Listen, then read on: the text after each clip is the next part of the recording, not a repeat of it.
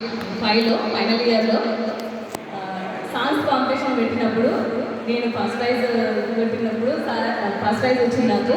అప్పుడు మా రంగపతి సార్ గారు నాకు గాన గంధర్వురాలని బిడ్డ కూడా ఇచ్చింది.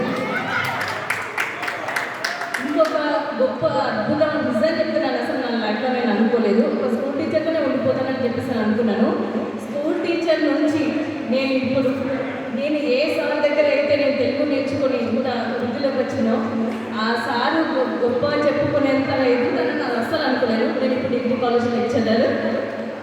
సార్ చెప్పినప్పుడు సారు ఏ విధంగా అయితే అక్షరం మాకు చెప్పి వివరిస్తూ పిల్లల్ని మేము ఇంతగా అభిమానించడానికి కారకులైనరు.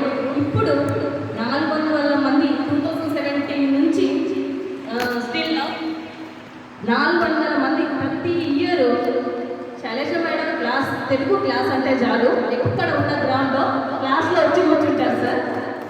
ప్రతిదీ మీరు చెప్పే పురాణాలు పాటలు మెయిన్ నా క్లాస్ స్టార్ట్ అయ్యేదే ఫస్ట్ కథలు చెప్పుకుంటారు. పురాణాలు లెసన్ స్టార్ట్ చేసాను అంటే పురాణం చెప్పాలి, లేదంటే ఒక సాంగాన పాడాలి, ఒక పద్యమన్నా చదవాలి, లేదంటే వాళ్ళు అసలు వినేదే కాదు. ఆ క్లాస్ వాళ్ళు వినాలి అంటే నేను వాళ్ళని పెట్టుకోవాలి.